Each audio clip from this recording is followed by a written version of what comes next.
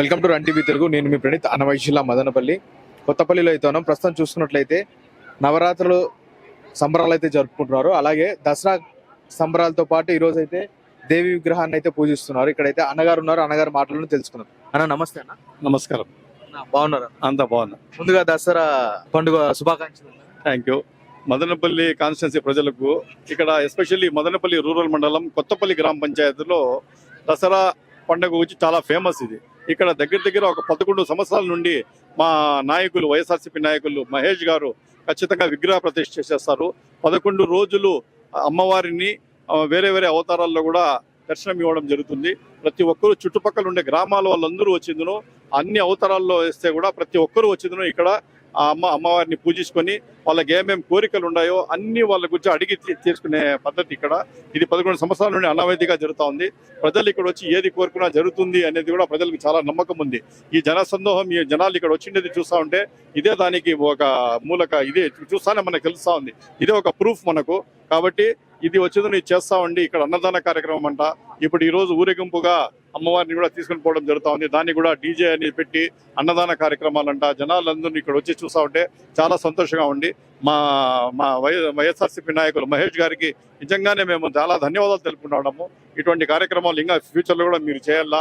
ఇక్కడ చేసిన తర్వాత మేము కూడా ఈరోజు ఇక్కడ పూజ చేసేసుకొని అమ్మవారిని ఒకటే కోరుకున్నాం. మదనపల్లిలో కరెక్ట్గా వానలు పడాలా, రైతులు బాగుండాలా, వ్యాపారాలు బాగా జరగల్లా, ప్రతి ఒక్కరూ సుఖశాంతులతో ఉండాలా, ఎక్కడ ఏమి ఇది తంటలు లేకుండా అందరూ ప్రజలు మంచి జీవితం గడపల్లా, ప్రతి ఒక్కరూ బాగుండాలా. అదేవిధంగా మా ప్రియతమ నాయకులు జగన్మోహన్ రెడ్డి గారు కానీ వాళ్ళ ఫ్యామిలీ కానీ కూడా మంచి జరగల్లా. అదేవిధంగా పెద్దిరెడ్డి రామచంద్ర రెడ్డి గారు కానీ పెద్దిరెడ్డి మిథున్ రెడ్డి గారు కానీ వాళ్ళ ఫ్యామిలీస్ కూడా మంచి జరగాలని చెప్పి కూడా కోరుకోవడం జరిగింది. ఖచ్చితంగా ఇది ప్రతి సంవత్సరం జరుగుతుంది కాబట్టి రేపు సంవత్సరం కూడా తిరిగి మేము వస్తాం.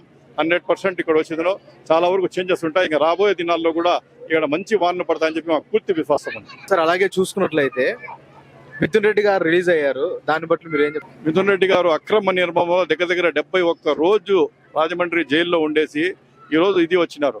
యాక్చువల్లీ వాళ్లకు జైల్లో వేసేసి ఈ కూటమి ప్రభుత్వం చేసింది ఏమంటే ఒక పైశాచిక ఆనందం పొందారు. పెద్దిరెడ్డి గారి ఫ్యామిలీను అక్రమ నిర్బంధంలో పెట్టి పైశాచిక ఆనందం సంపాదించినారే తప్ప వాళ్లకు ఎటువంటి ఏమీ చేయలేదు. అది చేసిన దాని వల్ల మిథున్ రెడ్డి గారి మీద ఇంకా సింపతి విపరీతంగా పెరిగింది. అనవసరంగా ఆయనకి జైల్లో పెట్టి ఇలా సతాయించినారు అనే టైప్లో ఆయన మీద చాలా వరకు ప్రతి ఒక్కరూ బాధపడతా ఉన్నారు. ఈ రకంగా చేయడం చాలా ఇది అని చెప్పి ఖచ్చితంగా వీళ్ళు ఈ రోజు చేసినారు. ఈ రోజు ఏమో మీకు పైశాచిక ఆనందం దొరికింది, కానీ ఫ్యూచర్లో ఇది ఉండదు. ఇంకా ఫ్యూచర్లో కూడా మా మిథున్ రెడ్డి గారు రిలీజ్ అయ్యి వచ్చినారు. రెట్టింపు ఉత్సాహంతో ప్రజల్లోకి వెళ్తారు. ఖచ్చితంగా ప్రజలు బాగోగులు ఏమేమి చేస్తాయి, ఈ గవర్నమెంట్ ల్యాప్సెస్ ఏమున్నాయి, ఏ రకంగా వీళ్ళు ఏమి చేయలేదని చెప్పి ప్రజల్లోకి తీసుకొని పోతాం. ప్రజల శ్రేయస్సు కోసం అధికారంలో ఉన్నా అధికారంలో లేకపోయినా ప్రజల కోసం ప్రజల కోసం బాధపడే పార్టీ వచ్చిందో కేవలం వైఎస్ఆర్సీపీ పార్టీనే. ఖచ్చితంగా మా ప్రియతమ నాయకులు మిథున్ రెడ్డి గారు కూడా మదనపల్లికి రాబోతున్నారు. అక్కడి నుండి మేమంతా కార్యాచరణ ఫిక్స్ చేసేసుకుని రాబోయే సంస్థాగత ఎన్నికల్లో కూడా ఏ రకంగా మనం ముందుకు వెళ్ళాలనే టైప్లో మేము ముందుకు పోతాం. సార్ అలాగే చూసుకున్నట్లయితే మీరు ప్రతి ఒక్క కార్యక్రమంలో తిరుగుతున్నారు. ఇప్పుడు ఇక్కడికి వచ్చారు. ఇక్కడ లోటుపాట్లు అనేటివి ఏంటో తెలుసా సార్ మీకు? ఇక్కడ ఈ కొత్తపల్లి గ్రామానికి చెందిన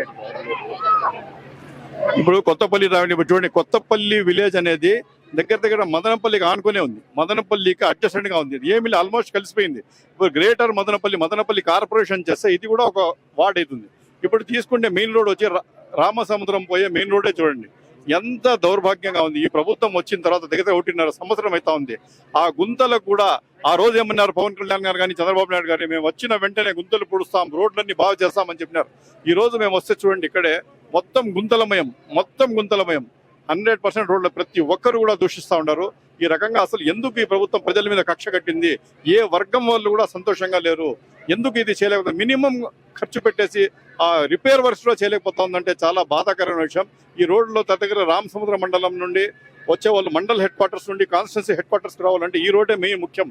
దీన్ని ఖచ్చితంగా డబుల్ రోడ్ చేయాలా, దీన్ని బాగా డెవలప్ చేయాలా. అది అంతా మతిమర్చేసి వాళ్ళ ఇది ఏమి వాళ్ళ సంపాదన ఏమి దాంట్లో పడిపోయినారే తప్ప మన ప్రజలకు అభివృద్ధి కోసం ఏది కూడా ఈ గవర్నమెంట్ ఆలోచించడం లేదు. అట్లే చూసుకున్నట్లయితే కుల మతాలకు అతీతంగా మీరు ప్రతి ఒక్క చోట క్రిస్టియన్స్ కానివ్వండి, చర్చిల్లో కానివ్వండి, గుళ్ళల్లో కానివ్వండి, మసీదులలో కానివ్వండి, ఎక్కడంటే అక్కడ మీరు తిరిగి మీ రాజకీయ జీవితంలో ముందుకు వెళ్తున్నారు సార్.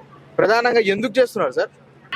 యాక్చువల్గా మన భారతదేశం ఏమంటే భిన్నత్వంలో, మన భారతదేశం ముఖ్య ఉద్దేశం అయితే భిన్నత్వంలో ఏకత్వం. మనకు ఉండేదే ఒక అసెట్. ప్రపంచంలో అంతా మన ఇండియాకు ఉండే ముఖ్య అసెట్ ఏమంటే భిన్నత్వంలో ఏకత్వం. ఇక్కడ అన్ని మతాలు ఉన్నాయి, అన్ని భాషలు ఉన్నాయి, అన్ని వర్గాలు ఉన్నాయి, అన్ని తెగలు ఉన్నాయి. ఇన్ని ఉంటే కూడా భారతదేశం ఒకటిగా నిలిచింది.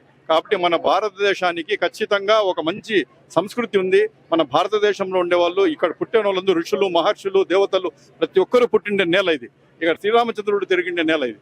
కాబట్టి ఇక్కడ ఏది జరిగినా పీస్ ఆఫ్ మైండ్ గా ఉంటుంది, ప్రతిదీ మంచిగా జరుగుతుంది. కాబట్టి అదే సిద్ధాంతాన్ని శ్రీరామచంద్రుడు ఏ రకంగా అందరూ కలిసి వెలిసి వీళ్ళు కానీ సాధువులు, సంతులు ప్రతి ఒక్కరూ ఇక్కడ తిరిగినారు. కాబట్టి వాళ్ళు కూడా కుల మతాలకు అతీతంగా చేశారు. నేను కూడా ఎటువంటి ఇది లేకుండా ప్రతి దీనికి దేవాలయానికి పోతాను, శుక్రవారం అయితే మసీదుకు పోతాను, ఆదివారం అయితే చర్చిలకు పోతాను. అంటే ఏమంటే మెయిన్ ఒక సింబల్ ఇవ్వడం ఏమంటే అన్ని కులాలు, అన్ని మతాలు ఒకటే.